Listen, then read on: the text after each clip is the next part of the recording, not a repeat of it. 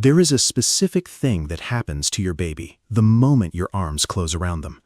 A settling, a softening that moves through their whole small body. And most fathers feel it without ever knowing what they are witnessing. Because the research on what happens inside a baby when their father holds them should change the way every father understands his own arms. Your hold is not just comfort. It is regulation. It is safety made physical. And once you understand what it does, you will never pick your baby up the same way again. Welcome to Inside the Baby Mind, where we go past what your baby does and into what your baby is actually thinking, feeling, and trying to tell you. If you are a father who holds a baby or someone who loves one, this one is for you. Subscribe if you have not already. Let's go. The first thing to understand is that when you hold your baby, their nervous system does something measurable, and it happens fast. Within moments of being held against a calm, familiar body, a baby's physiology begins to shift. Heart rate steadies, breathing slows and deepens, levels of stress hormones begin to fall, and the baby's whole state moves from alert or distressed or unsettled toward calm. This is not the baby choosing to relax. This is co-regulation, the process by which one nervous system helps organize another. Your baby cannot yet regulate their own internal state on their own. They borrow yours. When you hold them, your steady heartbeat, your slow breathing, your calm body become the template their system organizes itself around. You are not just holding a baby. You are lending them your regulation until they can build their own. Researchers who study infant physiology have found that this borrowing is remarkably direct. A held baby's heart rhythm can begin to fall into sync with the caregivers, their breathing pattern drawn toward the slow, steady rhythm of the body holding them. The baby's system is not just calmed in a vague sense, it is actively entrained, pulled toward the organized, regulated state of the adult body it rests against. This is one of the oldest and most fundamental forms of care that exists, the literal transfer of calm from one body to another, requiring nothing more than steady arms and a settled heart. The second thing is about what makes the father's hold specifically distinct and why your baby's body reads it differently than any other. Because a father's body carries a specific set of physical signals, the broader chest, the larger arms, the deeper voice resonating through the ribcage and into the baby held against it, the particular weight and solidity of the hold. Research on how babies respond to different caregivers has found that infants form distinct physiological associations with each one, and the father's hold in many families becomes associated with a specific quality, a sense of enclosure, of solidity, of being contained by something strong. When your baby is held against your chest, they feel the low rumble of your voice in a way they feel from no one else. They feel the size of you. And for a small creature whose entire safety depends on being protected, the sensation of being enclosed in something large and steady and warm is one of the most primally reassuring experiences available to them. The third thing, and this is where the science becomes genuinely striking, is about what your holding does to your baby's developing brain over time. This is not only about the moment. Every time you hold your baby and their nervous system settles into calm, something is being built.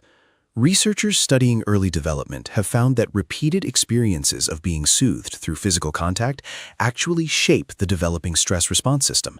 The baby who is regularly, reliably held and calmed is having their brain wired for a particular capacity, the capacity to return to calm after distress.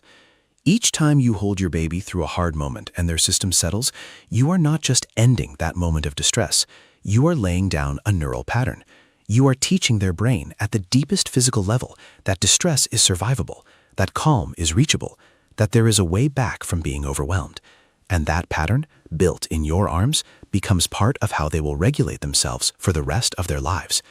Stay with me, because what I am about to tell you is the part that most fathers holding their baby have never realized about what they are giving. And if Inside the Baby Mind is giving you something real, take a second to subscribe. We put out new science every few days, things your baby cannot say yet but is absolutely feeling. The fourth thing is about touch itself, and a discovery about skin contact that every father should know. When you hold your baby, especially with skin contact, a specific biological cascade begins in both of you. The contact triggers the release of oxytocin, often called the bonding hormone, in the baby and in you at the same time. This is not sentiment, it is measurable neurochemistry. Oxytocin reduces stress, promotes a sense of safety and connection, and strengthens the bond between the two of you. And here is what is remarkable. Research has found that fathers who engage in regular physical contact with their babies show hormonal changes of their own, shifts that support bonding, sensitivity, and attunement. The holding is changing you as much as it is changing your baby. When you hold your child against your body, you are both being flooded with the chemistry of connection. You are not just giving comfort, you are participating in a two-way biological exchange that is building the bond between you, molecule by molecule. And the research suggests this exchange has lasting effects on the father as well as the baby. The more a father holds and physically cares for his child, the more his own neurochemistry shifts towards sensitivity and attunement. His brain, in a sense, being reshaped by the act of holding into a more responsive, more finely tuned parent. The bond is not something that exists only in the baby's experience of you. It is being built, physically and chemically, in both of you at once, every time you gather them close. The fifth thing is about what your baby's body is telling you when they settle into your hold, because that settling is a message. When a baby relaxes into a caregiver's arms, when the tension leaves their body, when they mold against you, when they go soft and heavy, they are communicating something profound. They are telling you, I feel safe with you. I trust that you have me. This is what attachment researchers call felt security, the baby's physical, embodied sense that they are protected, that their needs will be met, that the person holding them is a safe base. And this felt security is not a small thing. It is the foundation of the entire attachment relationship. Every time your baby softens into your hold, they are showing you that you have become, in their nervous system, a source of safety. And that status, safe person, is one of the most important roles a human being can hold in the life of another. The sixth thing is about the babies who are held and what decades of research reveals about them. The evidence on the effects of responsive physical affection is among the most consistent in all of developmental science. Babies who are held responsively and often tend to cry less. They show more stable physiological regulation. They tend toward more secure attachment. And these effects are not fleeting. They echo forward.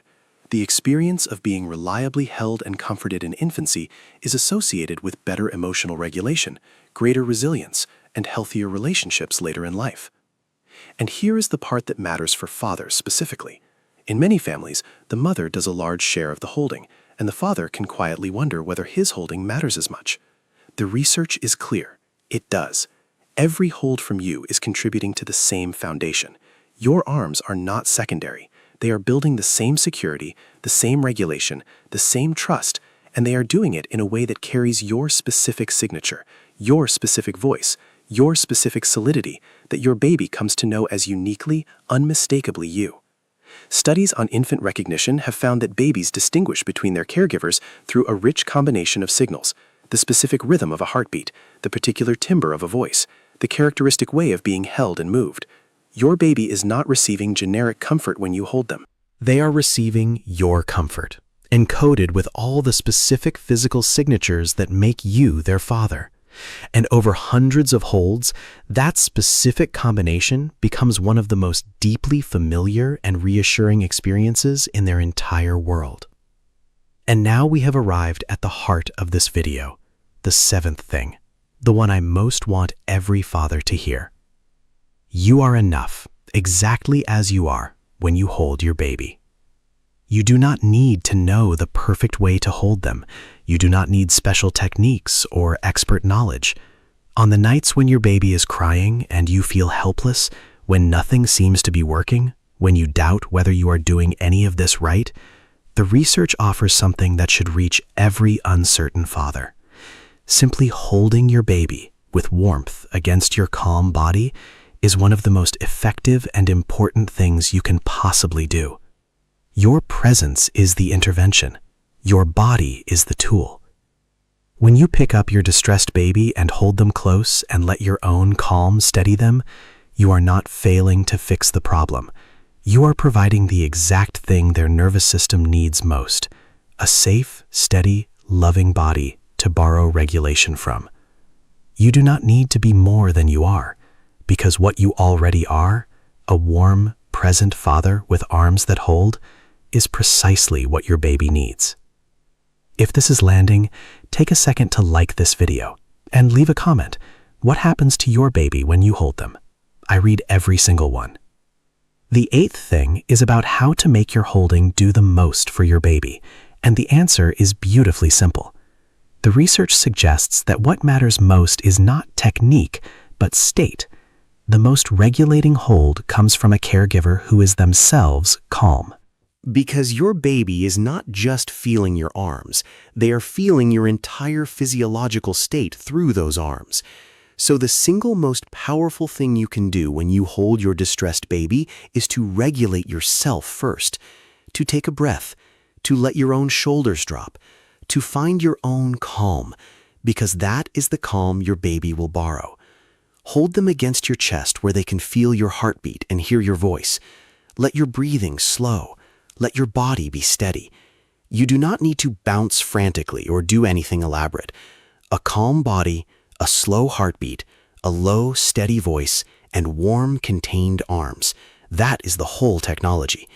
Your baby will feel your regulation and begin to match it, and the two of you will settle together. This is worth understanding deeply because it reverses the instinct many fathers have in a moment of crying. The instinct is to do more, to bounce harder, to move faster, to escalate the effort in search of the thing that will work. But the research points the other way. A frantic body transmits frantic energy. A calm body transmits calm. So the more distressed your baby becomes, the more valuable it is to slow yourself down, to soften, to become the still point, rather than adding more motion. Your calm is not passive. It is the most active and effective thing you can offer. The 9th thing is about what you are building across all those held moments, because the research on early attachment points to something that should make every father hold his baby with a little more awareness of what is at stake. The accumulated experience of being held, soothed, and kept safe by a loving caregiver is one of the direct building blocks of secure attachment. And secure attachment is one of the most powerful predictors we have of lifelong well-being, of emotional regulation, of resilience, of the capacity for healthy relationships, of the ability to both stand on one's own and connect deeply with others. And these outcomes are not built through grand gestures. They are built through thousands of ordinary moments of being picked up and held. Every time you gather your baby into your arms, you are not just soothing them in the moment. You are adding to a foundation of security that your child will carry into every relationship they will ever have. Your arms, tonight, are shaping the adult your baby will one day become. And the last thing, the 10th thing, the simplest one. Hold them, as often as you can, for as long as they let you, because there will come a day, sooner than you can imagine, when they are too big to be held the way you hold them now, when the small body that molds against your chest has grown into a person who no longer fits in your arms. And in these early days, when they are small enough to hold completely, when your arms can contain their entire body, when your heartbeat can steady their whole nervous system, you are giving them something that will live in them long after they have forgotten it. You are giving them the embodied, physical, unshakable knowledge that they are safe, that they are held, that there is a strong and steady presence in the world that will gather them up when they need it. That knowledge, built in your arms in these early days, becomes part of the deepest foundation of who they are. You hold your baby when they are tired. You hold them when they are scared. You hold them when the world is too much and they need to borrow your calm. And the baby who goes soft against your chest, who trusts you completely with the whole weight of their body, that baby is telling you something that no words could ever say. You are safe. You are home. And in your arms, everything is okay. Welcome to Inside the Baby Mind. They are safe with you. They are held by you. And every time you gather them into your arms, you are becoming the steady, unshakable foundation they will carry for the rest of their lives.